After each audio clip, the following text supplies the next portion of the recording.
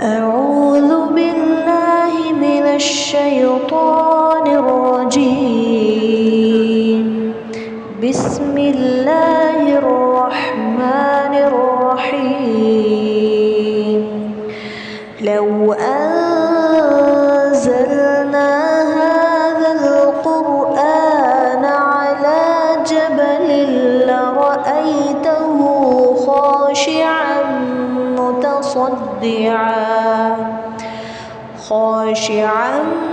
متصدعا من خشية الله وتلك الأمثال نضربها للناس لعلهم يتفكرون۔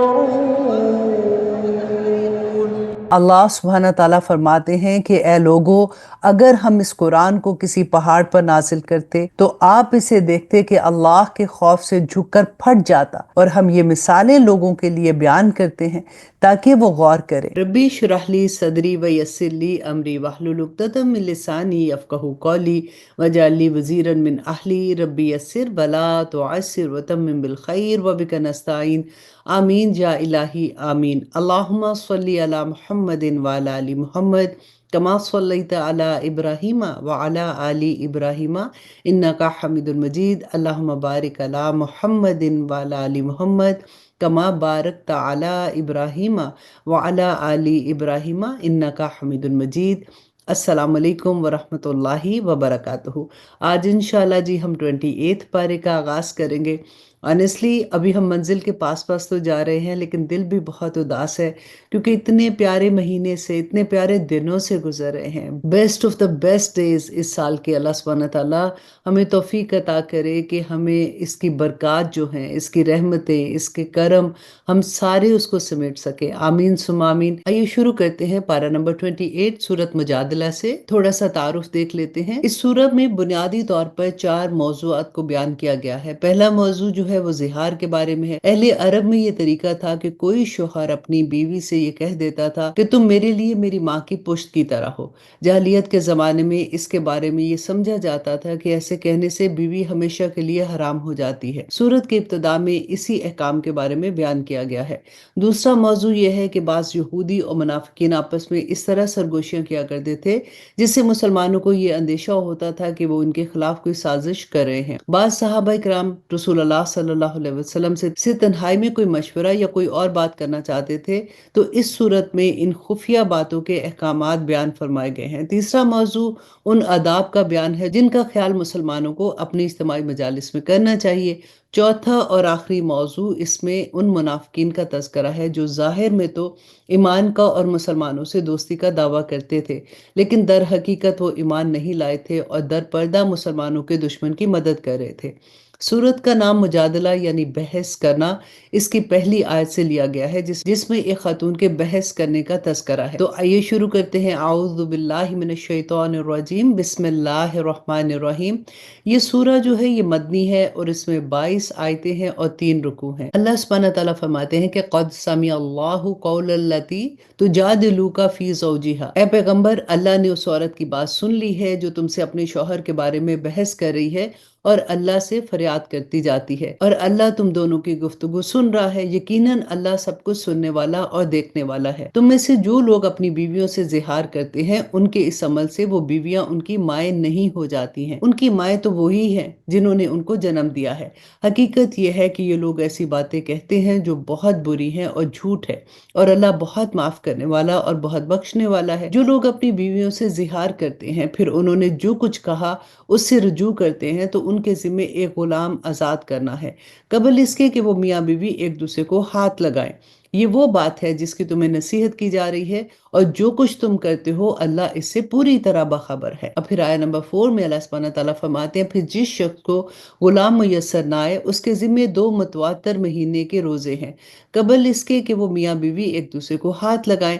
پھر جس کو اس کی بھی استطاعت نہ ہو اس کے ذمے 60 مسکینوں کو کھانا کھلانا ہے، یہ اس لیے تاکہ تم اللہ اور اس کے رسول پر ایمان لے آؤ، اور یہ کہ اللہ کے مقرر کیے ہوئے حدیں ہیں اور کافروں کے لیے تو دردناک عذاب ہے۔ یقین رکھو کہ جو لوگ اللہ اور اس کے رسول کی مخالفت کرتے ہیں وہ ایسے ہی ذلیل ہوں گے جیسے ان سے پہلے لوگ ذلیل ہوئے تھے، اور ہم نے کھلی کھلی آیتیں نازل کر دی ہیں، اور کافروں کے لیے ایسا عذاب ہے جو خوار کر کے رکھے گا۔ اس دن جب اللہ ان سب کو دوبارہ زندہ کرے گا، پھر انہیں بتائے گا کہ انہوں نے کیا کچھ کیا تھا۔ اللہ نے اسے گن گن کر محفوظ کر رکھا ہے اور یہ اسے بھول گئے ہیں، اور اللہ ہر چیز کا گواہ ہے۔ اور آیت نمبر 7 میں اللہ سبحانہ تعالیٰ فرماتے ہیں، کیا تم نے نہیں دیکھا کہ آسمانوں اور زمین میں جو کچھ ہے اللہ اسے جانتا ہے؟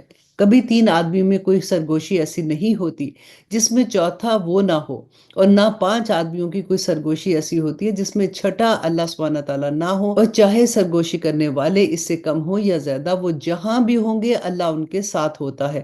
پھر وہ قیامت کے دن انہیں بتائے گا کہ انہوں نے کیا کچھ کیا ہے، بے شک اللہ ہر چیز کو جاننے والا ہے۔ کیا تم نے ان لوگوں کو نہیں دیکھا جنہیں سرگوشی کرنے سے منع کر دیا گیا تھا، پھر بھی وہ وہی کام کرتے رہے جن سے ان کو منع کیا گیا تھا، اور وہ ایک دوسرے کے ساتھ ایسی سرگوشیاں کرتے ہیں جو گناہ، زیادتی اور رسول کی نافرمانی پر مشتمل ہوتی ہیں۔ اور اللہ سبحانہ تعالیٰ فرماتے ہیں کہ اے پیغمبر، جب وہ تمہارے پاس آتے ہیں تو تمہیں ایسے طریقے سے سلام کرتے ہیں جس سے اللہ نے تمہیں سلام نہیں کیا۔ وہ اپنے دلوں میں کہتے ہیں کہ ہم جو کچھ کہہ رہے ہیں اس پر اللہ ہمیں سزا کیوں نہیں دے دیتا؟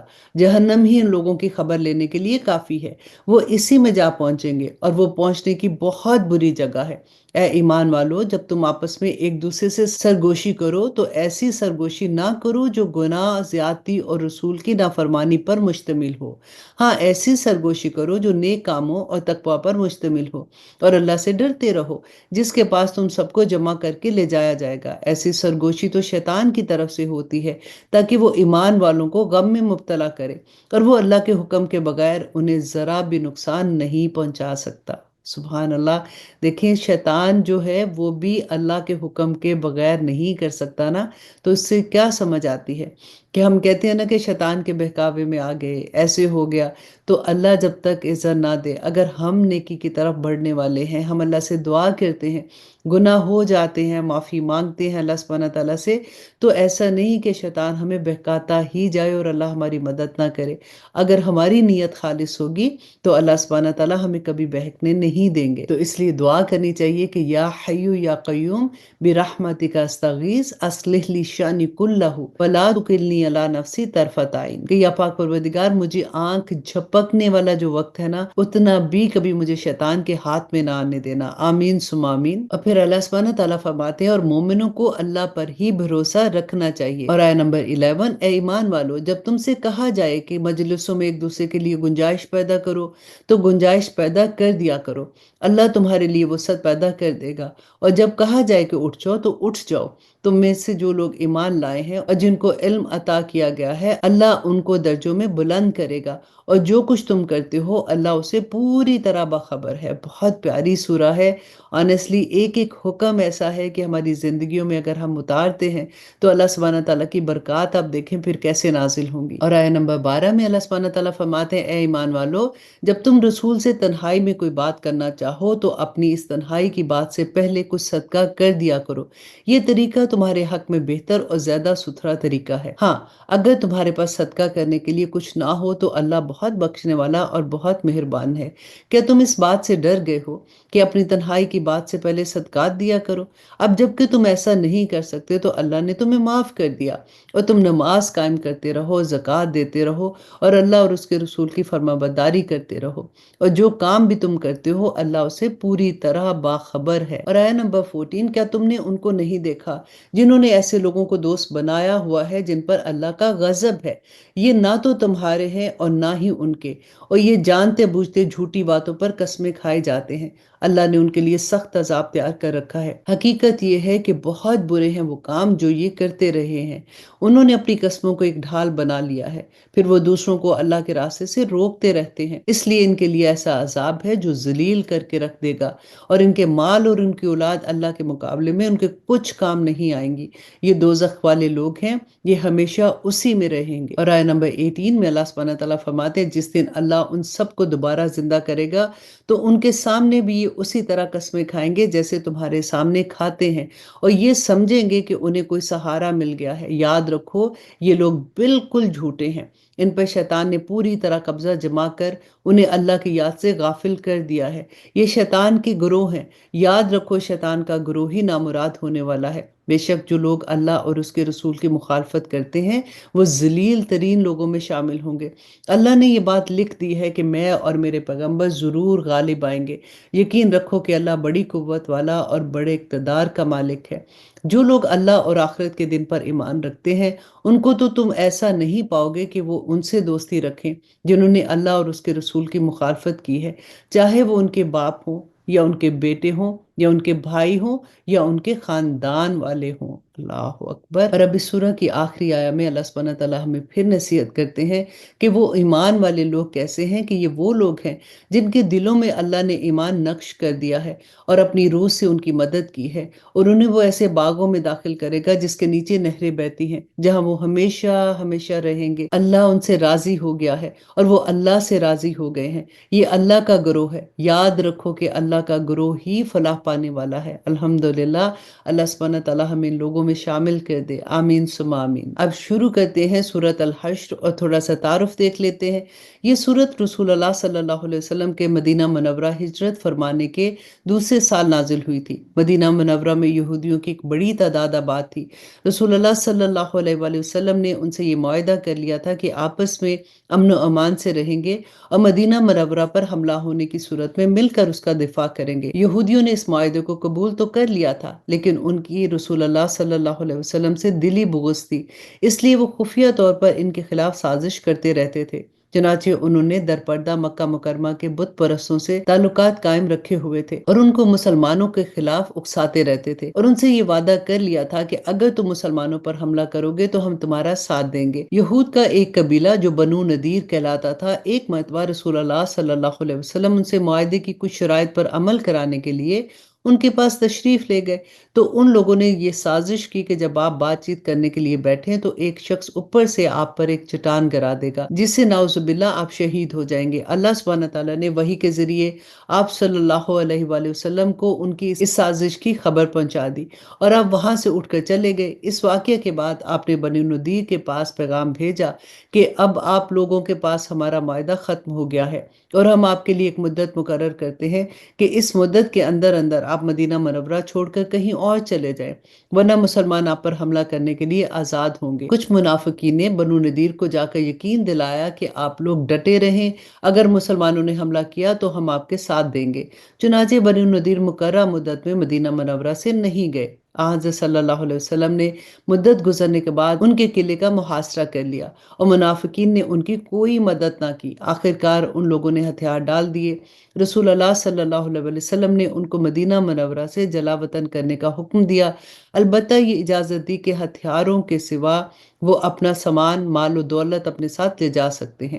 یہ صورت اس واقعہ کے پس منظر میں نازل ہوئی اور اس میں اس واقعہ پر تبصرہ بھی فرمایا گیا ہے اور اس سے متعلق بہت سی ہدایات بھی دی گئی ہیں۔ حشر کا لفظی معنی ہے جمع کرنا، کیونکہ اس سورت کی آیہ نمبر 2 میں یہ لفظ آیا ہے اس لیے اس سورت کا نام سورت حشر ہے، اور بعض صحابہ سے یہ بھی منقول ہے کہ وہ اس سورہ کو سورہ بنی نذیر بھی کہا کرتے تھے۔ یہ سورہ مدنی سورہ ہے، اس میں 24 آیتیں ہیں اور 3 رکوع ہیں۔ تو آئیے شروع کرتے ہیں۔ اعوذ باللہ من الشیطان الرجیم، بسم اللہ الرحمن الرحیم، سبح للہ ما فی السماوات وما فی الارض وہو العزیز الحکیم۔ آسمانوں اور زمین میں جو کوئی چیز ہے اس نے اللہ کی تسبیح کی ہے، اور وہی ہے جو اقتدار کا بھی مالک ہے، حکمت کا بھی مالک ہے۔ وہی ہے جس نے اہل کتاب میں سے کافر لوگوں کو ان کے گھروں سے پہلے اجتماع کے موقع پر نکال دیا۔ مسلمانوں، تمہیں یہ خیال بھی نہ تھا کہ وہ نکلیں گے، اور وہ بھی یہ سمجھے ہوئے تھے کہ ان کے قلعے انہیں اللہ سے بچا لیں گے۔ پھر اللہ ان کے پاس ایسی جگہ سے آیا جہاں سے وہ گمان بھی نہیں کرتے تھے، اور اللہ نے ان کے دلوں میں رعب ڈال دیا کہ وہ اپنے گھروں کو خود اپنے ہاتھوں سے بھی اور مسلمانوں کے ہاتھوں سے بھی برباد کر رہے تھے۔ لہٰذا اے آنکھ والو، عبرت حاصل کرو، اور اگر اللہ نے ان کی قسمت میں جلاوطنی نہ لکھ دی ہوتی تو وہ دنیا ہی میں ان کو عذاب دے دیتا، البتہ آخرت میں ان کے لیے دوزخ کا عذاب ہے۔ یہ اس لیے ہے کہ انہوں نے اللہ اور اس کے رسول سے دشمنی ٹھانی، اور جو شخص اللہ سے دشمنی کرتا ہے تو اللہ بڑا سخت عذاب دینے والا ہے۔ تم نے کھجور کے جو درخت کاٹے یا انہیں اپنی جڑوں پر کھڑا رہنے دیا تو یہ سب کچھ اللہ کے حکم سے تھا، اور اس لیے تھا تاکہ اللہ نافرمانوں کو رسوا کر دے۔ اور آیہ نمبر 6 میں اللہ سبحانہ تعالیٰ فرماتے ہیں، اور اللہ نے اپنے رسول کو ان کا جو مال بھی فے کے طور پر دلوایا ہے، یا پھر فے اس مال کو کہتے ہیں کہ جب کسی کے ساتھ جنگ ہو لیکن باقاعدہ جنگ نہ ہو اور مال غنیمت ہاتھ میں آ جائے، تو اس مال کے بارے میں اللہ سبحانہ تعالیٰ فرماتے ہیں، اور اللہ نے اپنے رسول کو ان کا جو مال بھی فے کے طور پر دلایا، ان کے لیے نہ تو تم نے اپنے گھوڑے دوڑائے اور نہ اونٹ، لیکن اللہ اپنے پیغمبر کو جس پر چاہتا ہے تسلط عطا فرما دیتا ہے، اور اللہ ہر چیز پر پوری قدرت رکھنے والا ہے۔ اللہ اپنے رسول کو دوسری بستیوں سے جو مال بھی فے کے طور پر دلائے گا تو وہ اللہ کا حق ہے، اور اس کے رسول کا بھی، اور قرابت داروں کا، اور یتیم مسکین اور مسافروں کا، تاکہ وہ مال صرف انہی کے درمیان گردش کرتا نہ رہ جائے جو تم میں دولت مند لوگ ہیں، اور رسول تمہیں جو کچھ دے وہ لے لو، اور جس چیز سے منع کرے اس سے رک جاؤ، اور اللہ سے ڈرتے رہو، بے شک اللہ سخت سزا دینے والا ہے۔ اور آیہ نمبر 1، یہ مال ان حاجت مند مہاجرین کا حق ہے جنہیں اپنے گھروں اور اپنے مالوں سے بے دخل کر دیا گیا ہے، اور وہ اللہ کی طرف سے فضل اور اس کی خوشنودی کے طلبگار ہیں، اور اللہ اور اس کے رسول کی مدد کرتے ہیں۔ یہی لوگ ہیں جو راست باز ہیں، اور یہ جو مال ہے ان لوگوں کا حق ہے جو پہلے ہی سے اس جگہ یعنی مدینہ میں ایمان کے ساتھ مقیم ہے۔ جو کوئی ان کے پاس ہجرت کر کے آتا ہے یہ اسے محبت کرتے ہیں، اور جو کچھ ان مہاجرین کو دیا جاتا ہے وہ اپنے سینوں میں اس کی کوئی خواہش محسوس نہیں کرتے، اور ان کو اپنے اوپر ترجیح دیتے ہیں چاہے ان پر تنگ دستی کی حالت گزر رہی ہو۔ اور اللہ سبحانہ تعالیٰ فرماتے ہیں، اور جو لوگ اپنی طبیعت کے بخل سے محفوظ ہو جائیں وہی لوگ فلاح پانے والے ہیں۔ اور آیہ نمبر 10، یہ مال ان لوگوں کا بھی حق ہے جو ان مہاجرین اور انصار کے بعد آئے ہیں، وہ یہ کہتے ہیں کہ اے ہمارے پروردگار ہمیں بھی مغفرت فرمائیے، اور ہمارے ان بھائیوں کو بھی جو ہم سے پہلے ایمان لا چکے ہیں، اور ہمارے دلوں میں ایمان لانے والوں کے لیے کوئی بغض نہ رکھیے، اے ہمارے پروردگار آپ بہت شفیق اور بہت مہربان ہیں۔ کیا تم نے ان کو نہیں دیکھا جنہوں نے منافقت سے کام لیا ہے کہ وہ اپنے بھائیوں سے جو کافر اہل کتاب میں سے ہیں یہ کہتے ہیں کہ اگر تمہیں نکالا گیا تو ہم بھی تمہارے ساتھ نکلیں گے، اور تمہارے بارے میں کبھی کسی اور کا کہنا نہیں مانیں گے، اور اگر تم سے جنگ کی گئی تو ہم تمہاری مدد کریں گے، اور اللہ گواہی دیتا ہے کہ یہ لوگ بالکل جھوٹے ہیں۔ اور آیہ نمبر 12، یہ پکی بات ہے کہ اگر ان اہل کتاب کو نکالا گیا تو یہ ان کے ساتھ نہیں نکلیں گے، اور اگر ان سے جنگ کی گئی تو یہ ان کی مدد نہیں کریں گے، اور اگر بالفرض ان کی مدد کی بھی تو پیٹ پھیر کر بھاگ جائیں گے، پھر ان کی کوئی مدد نہیں کرے گا۔ اے مسلمانوں، حقیقت یہ ہے کہ ان کے دلوں میں تمہاری دہشت اللہ سے زیادہ ہے، یہ اس لیے کہ یہ وہ لوگ ہیں جنہیں سمجھ نہیں آتی ہے۔ یہ سب لوگ اکٹھے ہو کر بھی تم سے جنگ نہیں کر پائیں گے مگر ایسی بستیوں میں جو قلعوں میں محفوظ ہیں، یا پھر دیواروں کے پیچھے چھپ کر۔ ان کی آپس کی مخالفتیں بہت سخت ہیں، تم انہیں اکٹھا سمجھتے ہو حالانکہ ان کے دل پھٹے پڑے ہیں۔ یہ اس لیے ہے کہ یہ لوگ وہ ہیں جنہیں عقل نہیں ہے۔ ان کی حالت ان لوگوں کی سی ہے جو ان سے کچھ ہی پہلے اپنے کرتوتوں کا مزہ چکھ چکے ہیں، اور ان کے لیے دردناک عذاب ہے۔ اور آیہ نمبر 16، ان کی مثال شیطان کی سی ہے کہ وہ انسان سے کہتا ہے کہ کافر ہو جاؤ، پھر جب وہ کافر ہو جاتا ہے تو کہتا ہے کہ میں تجھ سے بری ذمہ ہوں، میں اللہ سے ڈرتا ہوں جو سارے جہانوں کا پروردگار ہے۔ چنانچہ ان دونوں کا انجام یہ ہے کہ وہ دونوں دوزخ میں ہوں گے جہاں وہ ہمیشہ رہیں گے، اور یہی ظلم کرنے والوں کی سزا بھی ہے۔ اے ایمان والو، اللہ سے ڈرو، اور ہر شخص یہ دیکھے کہ اس نے کل کے لیے آگے کیا بھیجا ہے، اور اللہ سے ڈرو، یقین رکھو کہ جو کچھ تم کرتے ہو اللہ اس سے پوری طرح باخبر ہے، اور تم ان جیسے نہ ہو جانا جو اللہ کو بھول بیٹھے ہیں، تو اللہ نے بھی انہیں خود اپنے آپ سے غافل کر دیا ہے، وہی لوگ ہیں جو نافرمان ہیں۔ اور آیہ نمبر 20 میں اللہ سبحانہ تعالیٰ فرماتے ہیں کہ جنت والے اور دوزخ والے برابر نہیں ہو سکتے، جنت والے ہی وہ ہے جو کامیاب ہیں۔ اگر ہم نے یہ قرآن کسی پہاڑ پر اتارا ہوتا تو تم اسے دیکھتے کہ وہ اللہ کے روب سے جھکا پڑتا ہے اور پھٹا پڑتا ہے، اور ہم یہ مثال لوگوں کے سامنے اس لیے بیان کرتے ہیں تاکہ وہ غور و فکر سے کام لے۔ وہ اللہ تو وہی ہے جس کے سوا کوئی معبود نہیں ہے، وہ چھپی اور کھلی ہر بات کو جاننے والا ہے، وہی ہے جو سب پر مہربان ہے، بہت مہربان ہے۔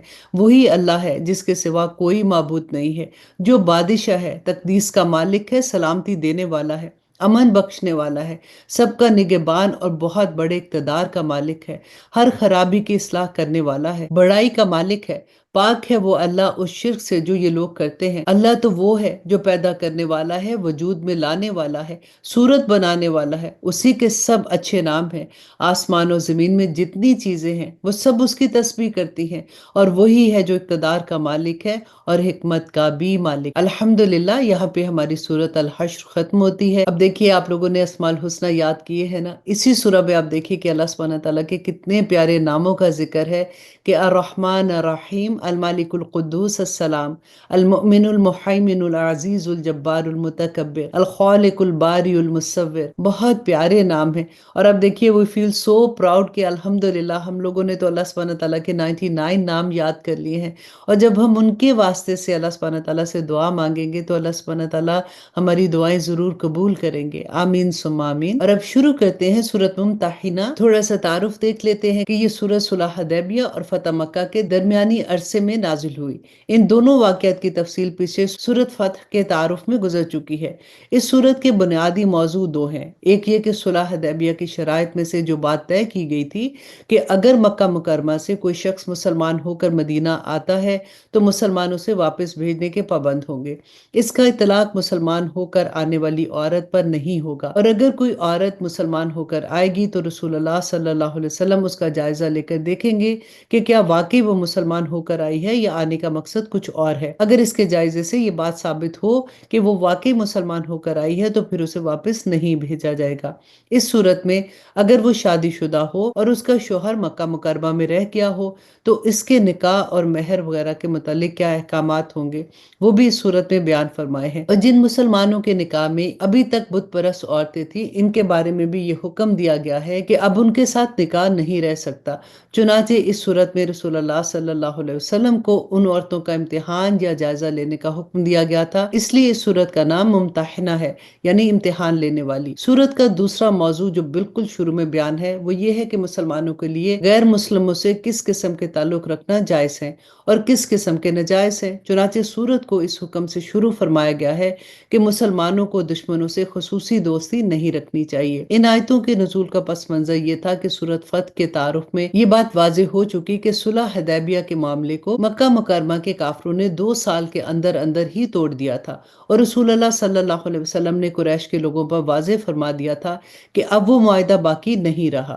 اس کے بعد آپ نے مکہ مکرمہ کے کفار پر ایک فیصلہ کن حملہ کرنے کی تیاری شروع فرما دی تھی، لیکن سادی کوشش یہ تھی کہ قریش کے لوگوں کو آپ کی تیاری کا علم نہ ہو۔ اسی دوران سارا نام کی ایک عورت جو گاہ بجا کر پیسے کماتی تھی، مکہ مکرمہ سے مدینہ منورہ تشریف لائی، اور اس نے بتایا کہ وہ مسلمان ہو کر نہیں آئی بلکہ وہ شدید غربت میں مبتلا ہے، کیونکہ جنگ بدر کے بعد قریش مکہ کے عیش و عشرت کی محفلیں ویران ہو چکی ہیں۔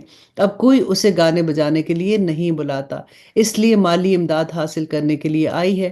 رسول اللہ صلی اللہ علیہ وسلم نے بنو عبد المطلب کو اس کی مدد کرنے کی ترغیب دی اور اس کو کچھ نقدی اور کچھ کپڑے دے کر رخصت کیا۔ دوسری طرف مہاجر صحابہ کرام میں حضرت حاتب رضی اللہ عنہ ایک ایسے بزرگ تھے جو اصل میں یمن کے باشندے تھے اور مکہ مکرمہ آ کر بس گئے تھے۔ مکہ مکرمہ میں ان کا قبیلہ نہیں تھا، وہ خود تو ہجرت کر کے مدینہ آ گئے تھے، لیکن ان کے اہل و عیال مکہ مکرمہ میں ہی رہ گئے تھے، جس کے بارے میں انہیں یہ خطرہ تھا کہ کہیں قریش کے لوگ ان پر ظلم نہ کریں۔ دوسرے مہاجر صحابہ جن کے اہل و عیال مکہ مکرمہ میں رہ گئے تھے، انہیں تو کسی قدر اطمینان تھا کہ ان کا پورا قبیلہ وہاں موجود ہے جو کافروں کے ظلم سے انہیں تحفظ دے سکتا ہے، لیکن حضرت حاتب کے اہل و عیال کو یہ تحفظ حاصل نہیں تھا۔ جب سارا نامی عورت مکہ مکرمہ واپس جانے لگی تو ان کے دل میں یہ خیال پیدا ہوا کہ اگر میں قریش کے لوگوں کو خفیہ طور پر ایک خط میں یہ اطلاع دے دوں کہ رسول اللہ صلی اللہ علیہ وسلم ان سے حملے کی تیاری کر رہے ہیں تو اس سے رسول اللہ صلی اللہ علیہ وسلم کا تو کوئی نقصان نہیں ہوگا، کیونکہ اللہ سبحانہ تعالیٰ نے آپ سے مکہ مکرمہ کی فتح کا وعدہ فرما دیا ہے، لیکن میری طرف سے قریش پر ایک احسان ہوگا اور اس احسان کی وجہ سے وہ میرے اہل و عیال کے ساتھ نرمی کا معاملہ کریں گے۔ چنانچہ انہوں نے یہ خط لکھ کر سارا کے حوالے کر دیا کہ وہ قریش کے سرداروں کو جا کر پہنچا دے۔ ادھر اللہ سبحانہ تعالیٰ نے وحی کے ذریعے رسول اللہ صلی اللہ علیہ وسلم کو اطلاع دے دی کہ سارہ ایک خفیہ خط لے کر گئی ہے۔ ابھی وہ کچھ ہی دور گئی تھی کہ رسول اللہ صلی اللہ علیہ وسلم نے حضرت علی، حضرت زبیر کو اس مہم پر روانہ فرمایا کہ وہ اس عورت کے پیچھا کر کے اس سے وہ خط برآمد کرے اور یہاں واپس لے آئیں۔ یہ حضرات گئے اور انہوں نے وہ خط برآمد کر لیا۔ حضرت حاتب رضی اللہ عنہ سے پوچھا گیا تو انہوں نے معذرت کی اور اپنی غلطی کی وہی وجہ بیان کی جو اوپر بیان کی گئی ہے۔ رسول اللہ صلی اللہ علیہ وسلم نے ان کی نیک نیتی کی وجہ سے ان کی اس غلطی کو معاف فرما دیا۔ اس واقعہ پر یہ سورت کی ابتدائی آیتیں نازل ہوئی ہیں۔ یہ سورہ مدنی سورہ ہے، اس میں 13 آیتیں ہیں اور 2 رکوع ہیں۔ اعوذ باللہ من الشیطان الرجیم، بسم اللہ الرحمن الرحیم۔ شروع اللہ کے نام سے جو بڑا مہربان اور نہایت رحم کرنے والا ہے۔ اے ایمان والو، اگر تم میرے راستے میں جہاد کرنے کی خاطر اور میری خوشنودی حاصل کرنے کے لیے گھروں سے نکلے ہو تو میرے دشمنوں اور اپنے دشمنوں کو ایسا دوست مت بناؤ کہ ان کو محبت کے پیغام بھیجنے لگو، حالانکہ تمہارے پاس جو حق آیا ہے انہوں نے اس کو اتنا جھٹلایا ہے کہ وہ رسول کو بھی اور تمہیں بھی صرف اس وجہ سے مکہ سے باہر نکالتے رہے ہیں کہ تم اپنے پروردگار اللہ پر ایمان لائے ہو۔ تم ان سے خفیہ طور پر دوستوں کی باتیں کرتے ہو، حالانکہ جو کچھ تم خفیہ طور پر کرتے ہو اور جو کچھ اعلانیہ بھی کرتے ہو میں ان سب کو پوری طرح جانتا ہوں، اور تم میں سے جو کوئی بھی ایسا کرے گا وہ راہ سے بھٹک جائے گا۔ اور آیت نمبر 2 میں اللہ سبحانہ تعالیٰ فرماتے ہیں کہ اگر تم ان کے ہاتھ آ جاؤ تو وہ تمہارے دشمن بن جائیں گے اور اپنے ہاتھ اور زبانیں پھیلا پھیلا کر تمہارے ساتھ برائی کریں گے، اور ان کی خواہش یہ ہے کہ تم کافر بن جاؤ۔ قیامت کے دن نہ تمہاری رشتہ داریاں ہرگز تمہارے کام آئیں گی اور نہ تمہاری اولاد، اللہ ہی تمہارے درمیان فیصلہ کرے گا، اور تم جو کچھ کرتے ہو اللہ اسے پوری طرح دیکھتا ہے۔ تمہارے لیے ابراہیم اور اس کے ساتھیوں میں بہترین نمونہ ہے، جب انہوں نے اپنی قوم سے کہا کہ ہمارا تم سے اور اللہ کے سوا تم جن جن کی عبادت کرتے ہو ان سے کوئی تعلق نہیں ہے، ہم تمہارے عقائد کے منکر ہیں اور ہمارے اور تمہارے درمیان ہمیشہ ہمیشہ کے لیے دشمنی اور بغض پیدا ہو گیا ہے جب تک تم صرف اللہ پر ایمان نہ لاؤ۔ البتہ ابراہیم نے اپنے باپ سے یہ ضرور کہا تھا کہ میں آپ کے لیے اللہ سے مغفرت کی دعا ضرور مانگوں گا، اگرچہ اللہ کے سامنے میں آپ کو کوئی فائدہ پہنچانے کا اختیار نہیں رکھتا۔ آیت نمبر 4 اب بہت پیاری دعا کہ اے ہمارے پروردگار، آپ ہی پر ہم نے بھروسہ کیا اور آپ ہی کی طرف ہم رجوع کیے ہوئے ہیں اور آپ ہی کی طرف ہم سب کو لوٹ کر آنا ہے۔ ہمارے پروردگار، ہمیں کافروں کے لیے تختہ مشق نہ بنانا، اور اے ہمارے پروردگار ہماری مغفرت فرما دیجئے۔ یقیناً آپ اور صرف آپ ہی وہ ذات ہے جس کا اقتدار بھی کامل ہے، جس کی حکمت بھی کامل ہے۔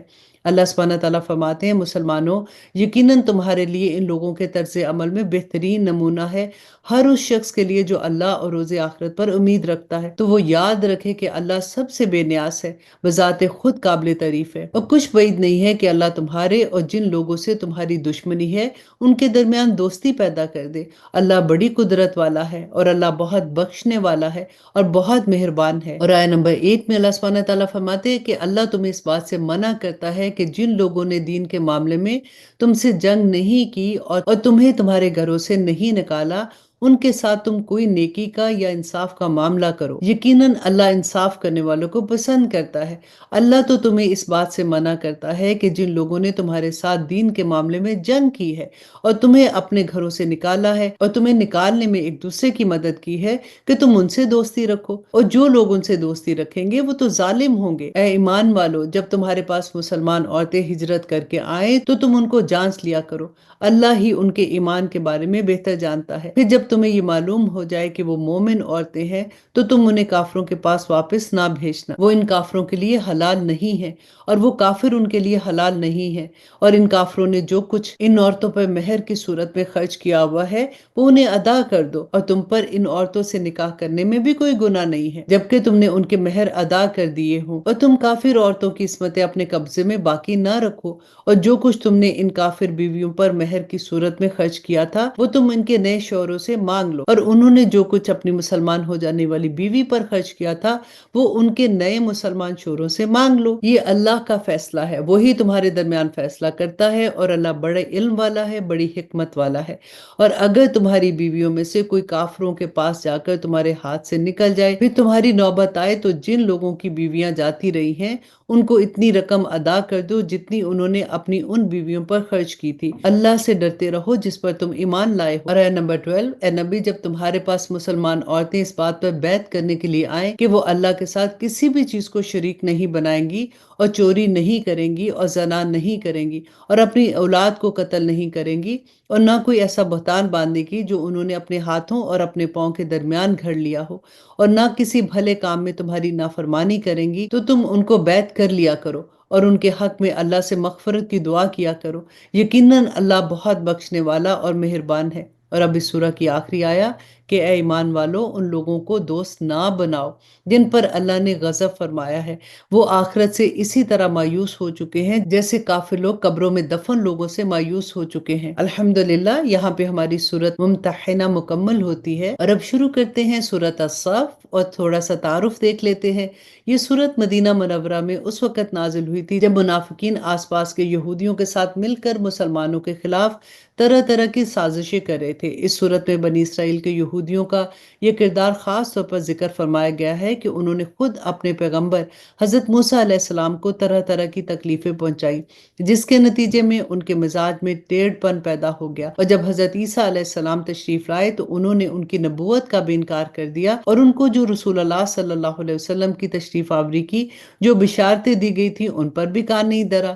چنانچہ رسول اللہ صلی اللہ علیہ وسلم جب تشریف لائے تو انہوں نے نہ صرف یہ کہ ان کی نبوت پر ایمان نہ لانے سے ان کی نبوت کا انکار کر دیا بلکہ ان کے خلاف سازشیں شروع کر دی۔ بنی اسرائیل کے اس کردار کو واضح کرنے کے ساتھ ساتھ اس صورت میں مخلص مسلمانوں کو یہ خوشخبری دی گئی ہے کہ اگر انہوں نے رسول اللہ صلی اللہ علیہ وسلم کی ٹھیک ٹھیک پیروی کی اور وہ کام کیے جن کا اللہ نے اس صورت میں انہیں خاص طور پر حکم دیا ہے، اور جہاد کے بارے میں جو خصوصی اللہ سبحانہ تعالیٰ نے حکم دیا ہے اس کی اہمیت کو سمجھتے ہیں، تو اللہ سبحانہ تعالیٰ ان کو عنقریب فتح اور نصرت عطا فرمائیں گے، جس کے نتیجے میں منافقین اور یہودیوں کی ساری سازشیں خاک میں مل کر رہ جائیں گی۔ اس سورہ کی 4 آیہ میں اللہ سبحانہ تعالیٰ نے مسلمانوں کی تعریف فرمائی ہے کہ جو اللہ سبحانہ تعالیٰ کے راستے میں صف باندھ کر جہاد کرتے ہیں۔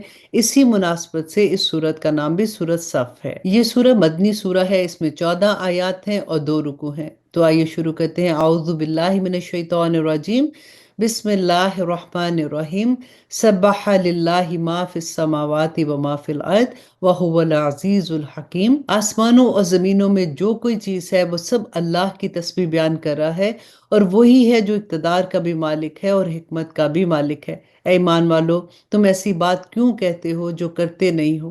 اللہ کے نزدیک یہ بات بڑی قابل نفرت ہے کہ تم ایسی بات کہو جو نہ کرو۔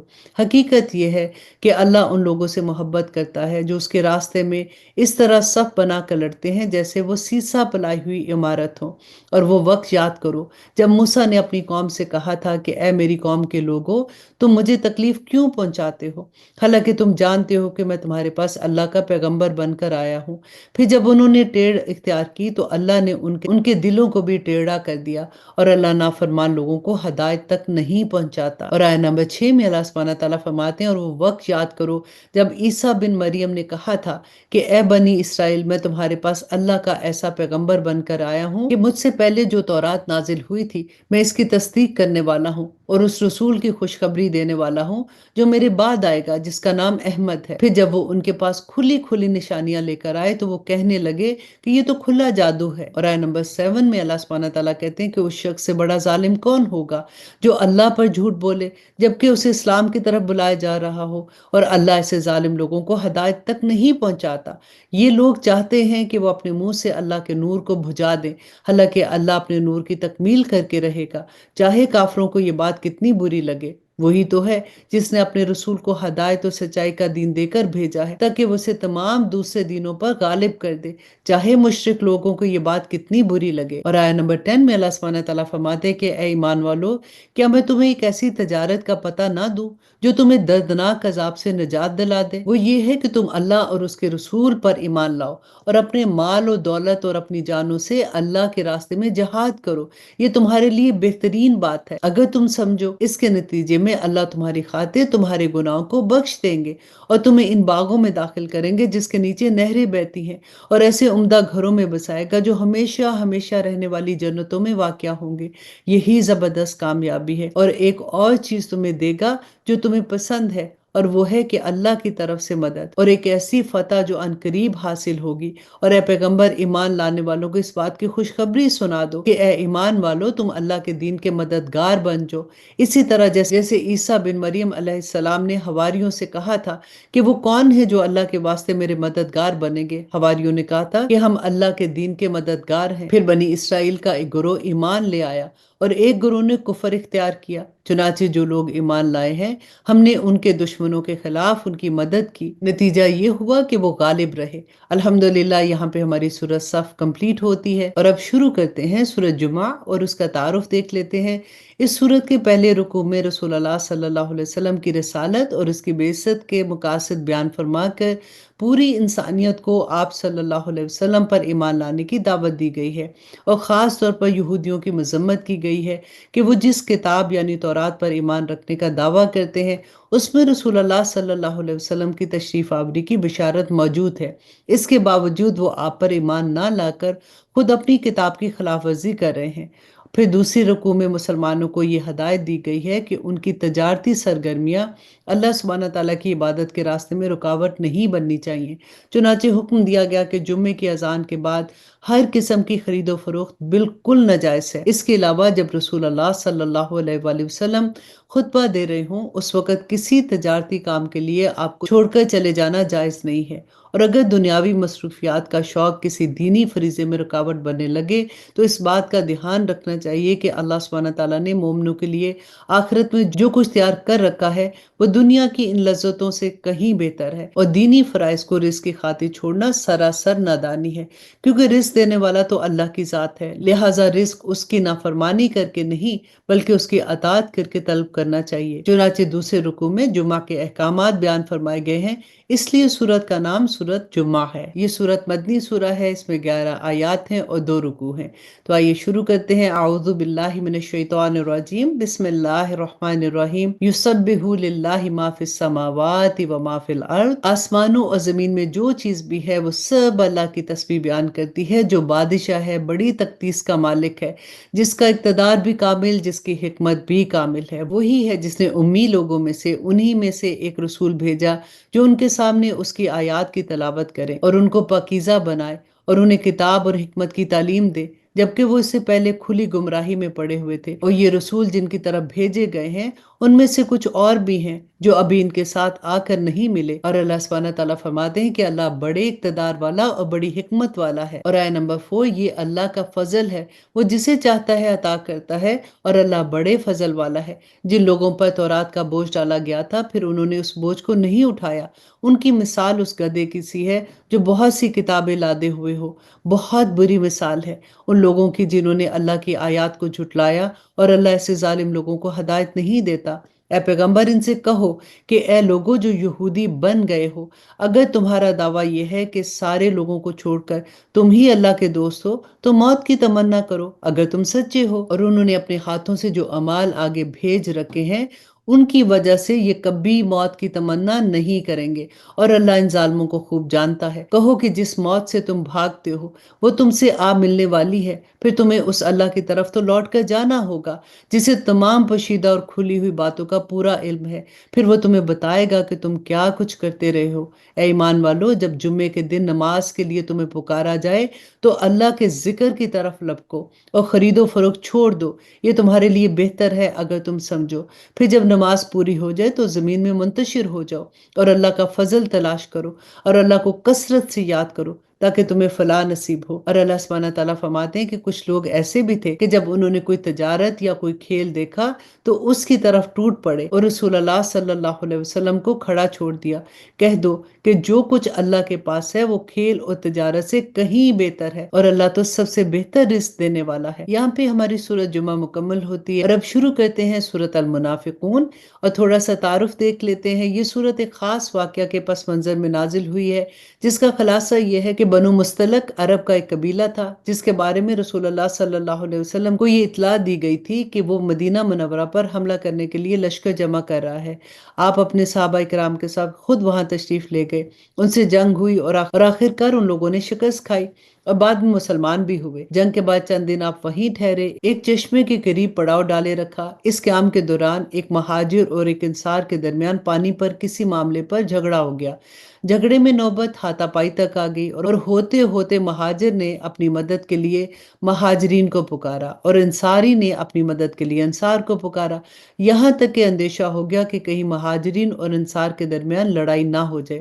رسول اللہ صلی اللہ علیہ وسلم کو جب علم ہوا تو آپ تشریف لائے اور فرمایا کہ مہاجر اور انصار کے نام پر لڑائی کرنا یہ جہلانہ سوچ ہے، اس کی اسلام میں کوئی جگہ نہیں ہے۔ آپ صلی اللہ علیہ وسلم نے فرمایا کہ یہ عصبیت کے بدبودار نعرے ہیں جو مسلمانوں کو چھوڑنے ہوں گے۔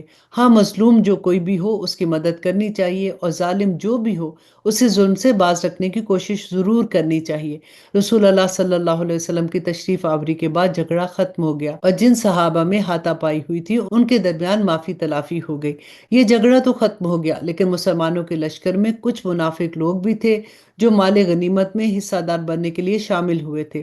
ان کے سردار عبداللہ بن ابی کو جب اس جھگڑے کا علم ہوا تو اس نے اپنے ساتھیوں سے کہا کہ تم نے مہاجرین کو اپنے شہر میں پناہ دے کر اپنے سر چڑھا لیا ہے، یہاں تک کہ اب وہ مدینہ کے اصل باشندوں پر ہاتھ اٹھانے لگے ہیں۔ یہ صورتحال قابل برداشت نہیں ہے۔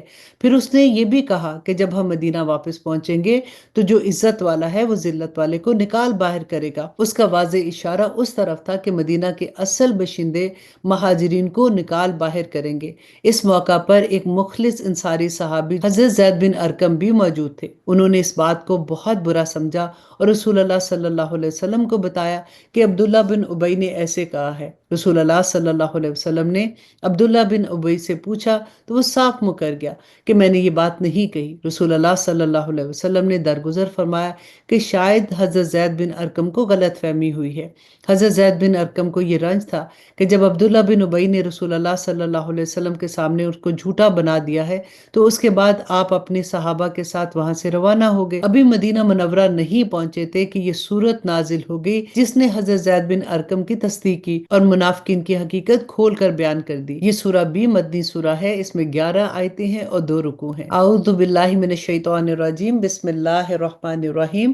اللہ سبحانہ تعالیٰ فرماتے ہیں کہ جب منافق لوگ تمہارے پاس آتے ہیں تو کہتے ہیں کہ ہم گواہی دیتے ہیں کہ آپ اللہ کے رسول ہیں، اور اللہ جانتا ہے کہ آپ واقعی اس کے رسول ہیں، اور اللہ یہ بھی گواہی دیتا ہے کہ یہ منافق لوگ جھوٹے ہیں۔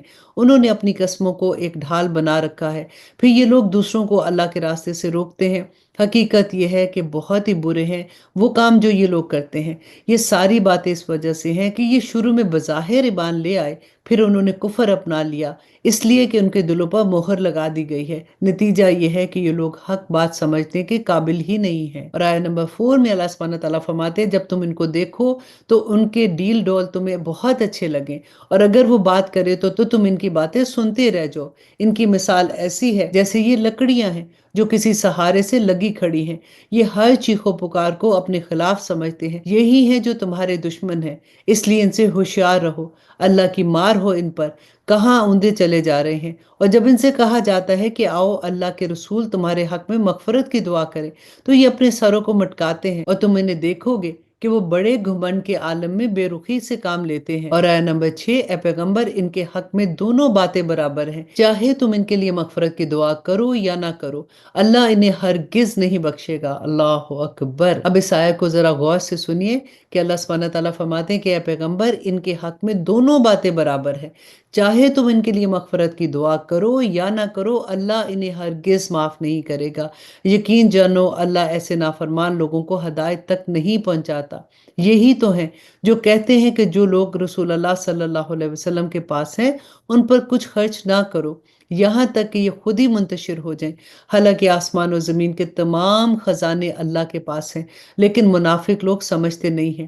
کہتے ہیں کہ اگر ہم مدینہ کو لوٹ کر جائیں گے تو جو عزت والا ہے وہ وہاں سے ذلت والے کو نکال باہر کرے گا، حالانکہ عزت تو اللہ ہی کو حاصل ہے اور اس کے رسول کو اور ایمان والوں کو، لیکن मुनाफिक लोग नहीं समझते। और आया नंबर 9 में अल्लाह सुब्हानहू तआला फरमाते हैं, ईमान वालों, तुम्हारी दौलत और तुम्हारी औलाद तुम्हें अल्लाह की याद से गाफिल ना करने पाए, और जो लोग ऐसा करेंगे वो बड़े घाटे का सौदा करने वाले होंगे। और हमने तुम्हें जो रिस्क दिया है उसमें से अल्लाह के हुक्म के मुताबिक खर्च करो, इससे पहले कि तुम में से किसी के पास मौत आ जाए तो वो ये ना कहे, क्या मेरे परवरदिगार, तूने मुझे थोड़ी देर के लिए और मोहलत क्यों ना दी कि मैं खूब सदका करता और नेक लोगों में शामिल हो जाता। और अब इस सूरह की आखिरी आया में अल्लाह सुब्हानहू तआला फरमाते हैं कि जब किसी शख्स का मुकर्रर वक्त आ जाएगा तो अल्लाह उसे हरगिज मोहलत नहीं देगा, और जो कुछ भी तुम करते हो अल्लाह उससे पूरी तरह बाखबर है। अल्हम्दुलिल्लाह, यहाँ पे हमारी सूरत मुनाफिकून मुकम्मल होती है। और अब शुरू करते हैं सूरत तगाबुन, और थोड़ा सा इसका तारुफ देख लेते हैं कि अगरचे बाज मुफस्सरीन ने इस सूरत की कुछ आयतों को मक्की और कुछ को मदनी कहा है, लेकिन अक्सर मुफस्सरीन ने पूरी सूरत को मदनी करार दिया है। अलबत्ता इसके मज़ामीन मक्की सूरतों की तरह इस्लाम के बुनियादी अकायद की दावत पर मुश्तमिल है। अल्लाह सुब्हानहू तआला की कुदरत कामला के हवाले से तौहीद, रसालत और आखिरत पर ईमान की दावत दी गई है, और पिछली उम्मतों की तबाही के असबाब बताते हुए तवज्जो दिलाई गई है कि हर इंसान को अल्लाह सुब्हानहू तआला के रसूल बरहक और उन पर नाजिल होने वाली किताब पर ईमान लाकर आखिरत की तैयारी करनी चाहिए।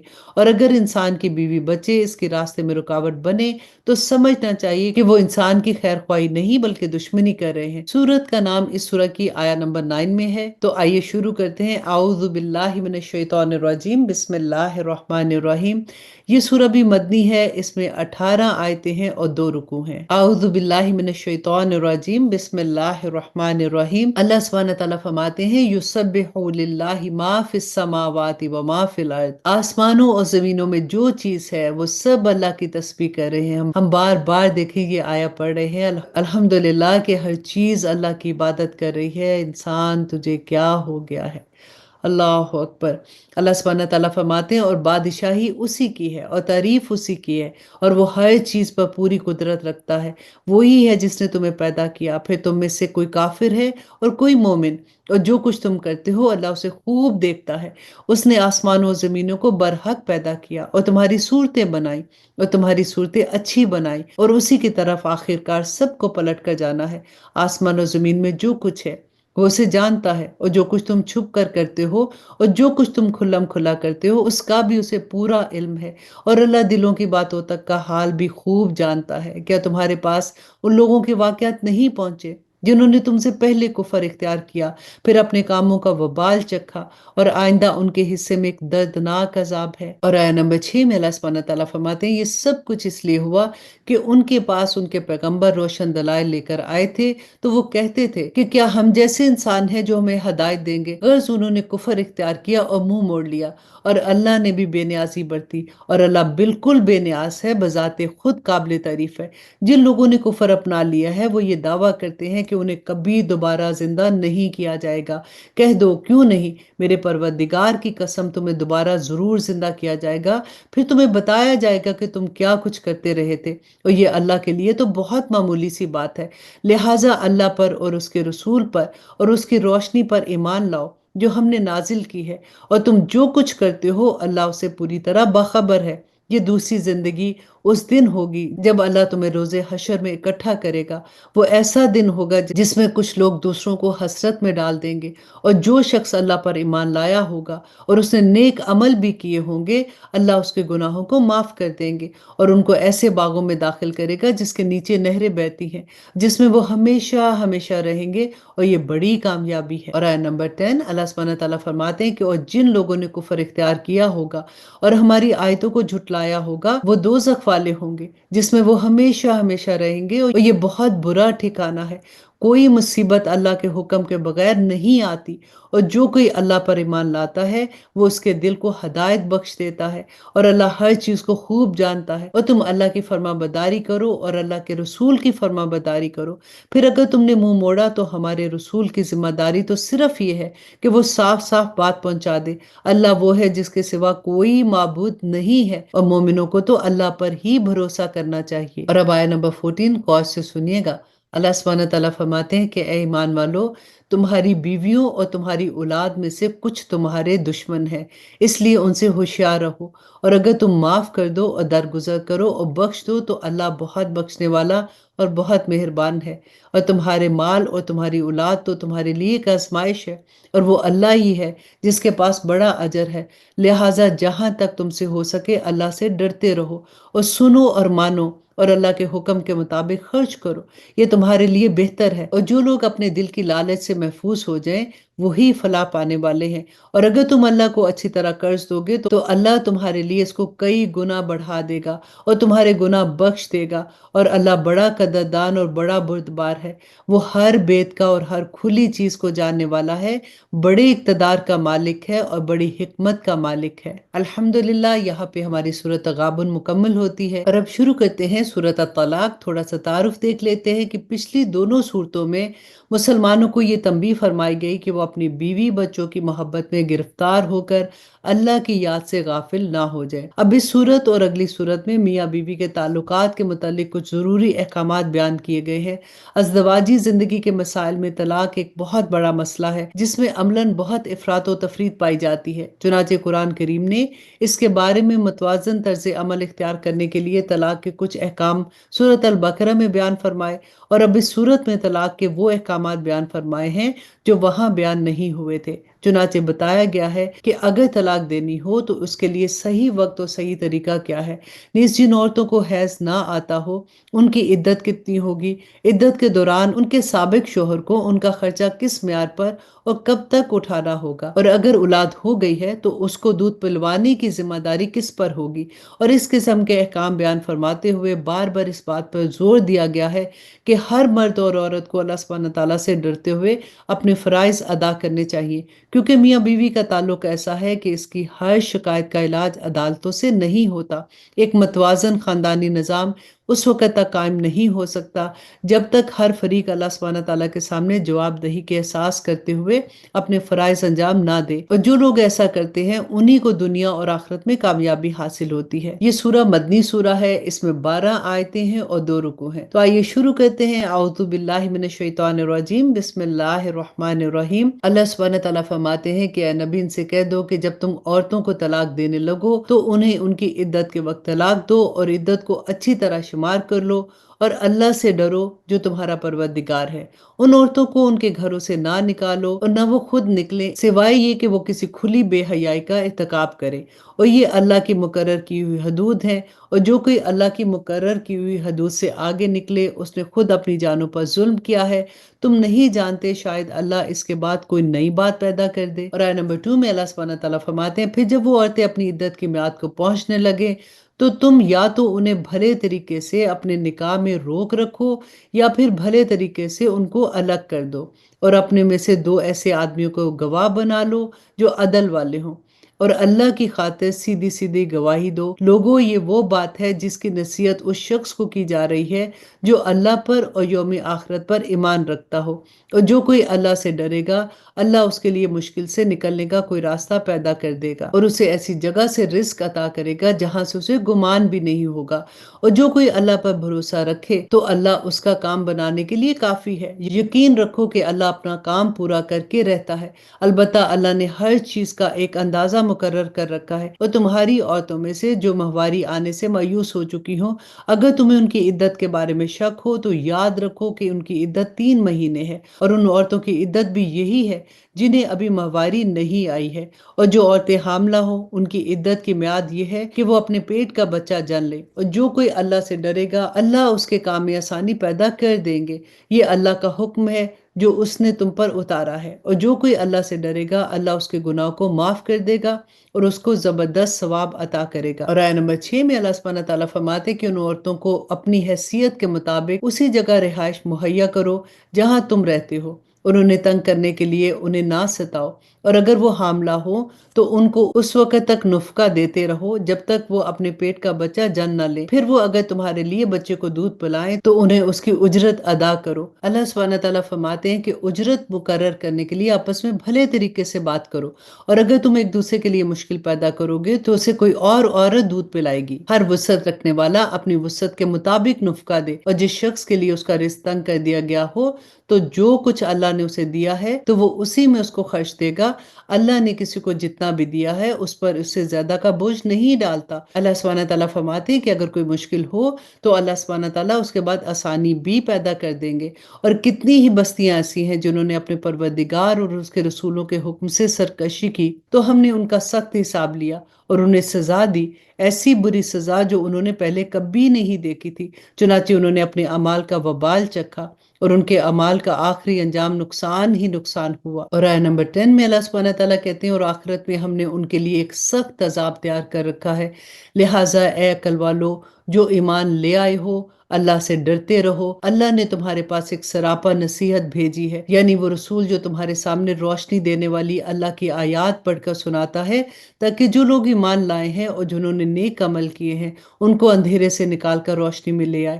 اور جو شخص اللہ پر ایمان لے آئے اور نیک عمل کرے، اللہ اس کو ایسے باغات میں داخل کرے گا جس کے نیچے نہریں بہتی ہیں، جہاں جنتی لوگ ہمیشہ ہمیشہ رہیں گے۔ اللہ نے ایسے شخص کے لیے بہترین رزق طے کر دیا ہے۔ اور اب اس سورہ کی آخری آیت اللہ سبحانہ تعالیٰ فرماتے ہیں کہ اللہ تو وہ ہے جس نے 7 آسمان پیدا کیے اور زمین بھی انہی کی طرح۔ اللہ کا حکم ان کے درمیان اترتا رہتا ہے تاکہ تمہیں معلوم ہو جائے کہ اللہ ہر چیز پر پوری قدرت رکھتا ہے، اور یہ کہ اللہ کا علم تو ہر چیز کا احاطہ کیے ہوئے ہے۔ اب یہاں پہ ہماری سورۃ الطلاق مکمل ہوتی ہے۔ اب شروع کرتے ہیں سورۃ تحریم اور تھوڑا سا اس کا تعارف دیکھ لیتے ہیں۔ جیسا کہ پچھلی صورتوں میں بھی بتایا گیا ہے، اسی طرح اس صورت کا بھی بنیادی موضوع یہ ہے کہ میاں بیوی کو آپس میں اور اپنی اولاد کے ساتھ کس طرح معتدل اور متوازن رویہ اختیار کرنا چاہیے۔ ایک طرف ان سے ایک حد میں رہتے ہوئے محبت بھی دین کا تقاضا ہے، اور دوسری طرف ان کی یہ نگرانی بھی ضروری ہے کہ وہ اللہ سبحانہ تعالیٰ کے احکام سے انحراف نہ کریں۔ اس سلسلے میں ایک واقعہ خود رسول اللہ صلی اللہ علیہ وسلم کے ساتھ پیش آیا تھا کہ اپنی کچھ ازواج مطہرات کی خوشنودی کی خاطر آپ نے یہ قسم کھا لی تھی کہ میں آئندہ شہد نہیں پیوں گا۔ اس پر اللہ سبحانہ تعالیٰ نے آپ سے فرمایا کہ جو چیز اللہ سبحانہ تعالیٰ نے آپ کے لیے حلال کی ہے اسے آپ اپنے اوپر حرام کیوں کرتے ہیں؟ اسی لیے سورت کا نام تحریم ہے، جس کے معنی ہے حرام کرنا۔ یہ سورہ بھی مدنی سورہ ہے، اس میں 12 آیتیں ہیں اور 2 رکوع ہیں۔ تو آئیے شروع کرتے ہیں۔ اعوذ باللہ من الشیطان الرجیم، بسم اللہ الرحمن الرحیم۔ اللہ سبحانہ تعالیٰ فرماتے ہیں یا ایھا النبی، اے نبی جو چیز اللہ نے تمہارے لیے حلال کی ہے تم اپنی بیویوں کی خوشنودی حاصل کرنے کے لیے اسے کیوں حرام کرتے ہو؟ اور اللہ بہت بخشنے والا اور بہت مہربان ہے۔ اللہ نے تمہاری قسموں سے نکلنے کا طریقہ مقرر کر دیا ہے، اور اللہ تمہارا کارساز ہے، اور وہی ہے جس کا علم بھی کامل ہے اور اس کی حکمت بھی کامل ہے۔ اور آیت نمبر 3 میں اللہ سبحانہ تعالیٰ فرماتے ہیں اور یاد کرو جب نبی نے اپنی کسی بیوی سے راز کے طور پر ایک بات کہی تھی، پھر جب اس بیوی نے وہ بات کسی اور کو بتلا دی اور اللہ نے یہ بات نبی پر ظاہر کر دی تو اس نے اس کا کچھ حصہ جتلا دیا اور کچھ حصے کو ٹال گئے۔ پھر جب انہوں نے اپنی بیوی کو وہ بات جتلائی تو وہ کہنے لگی کہ آپ کو یہ بات کس نے بتائی ہے؟ نبی نے کہا کہ مجھے اس نے بتائی ہے جو بڑے علم والا ہے اور بڑا باخبر ہے۔ اے نبی کی بیویوں، اگر تم اللہ کے حضور توبہ کر لو تو یہی مناسب ہے، کیونکہ تم دونوں کے دل مائل ہو گئے ہیں، اور اگر نبی کے مقابلے میں تم نے ایک دوسرے کی مدد کی تو یاد رکھو کہ ان کا ساتھی تو اللہ ہے اور جبرائیل ہے اور نیک مسلمان ہیں، اور اس کے علاوہ فرشتے بھی ان کے مددگار ہیں۔ اور آیت نمبر 5 میں اللہ سبحانہ تعالیٰ فرماتے ہیں کہ اگر وہ تمہیں طلاق دے دیں تو ان کے پروردگار کو اس بات میں دیر نہیں لگے گی کہ وہ ان کو تمہارے بدلے میں ایسی بیویاں عطا فرما دیں جو تم سب سے بہتر ہو، مسلمان ہو، ایمان والی، اطاعت شعار، توبہ کرنے والی، عبادت گزار اور روزے دار ہوں، چاہے پہلے ان کے شوہر رہے ہوں یا وہ کنواری ہو۔ اے ایمان والو، اپنے آپ کو اور اپنے گھر والوں کو اس آگ سے بچاؤ جس کا ایندھن انسان اور پتھر ہے، اس پر سخت کڑے مزاج کے فرشتے مقرر ہیں جو اللہ کے کسی حکم میں اس کی نافرمانی نہیں کرتے، اور وہی کرتے ہیں جن کا ان کو حکم دیا جاتا ہے۔ اے کفر اختیار کرنے والو، اد معذرتیں نہ پیش کرو، تمہیں انہی اعمال کا بدلہ دیا جا رہا ہے جو تم کرتے تھے۔ اور آیت نمبر 8 میں اللہ سبحانہ تعالیٰ فرماتے ہیں کہ اے ایمان والو،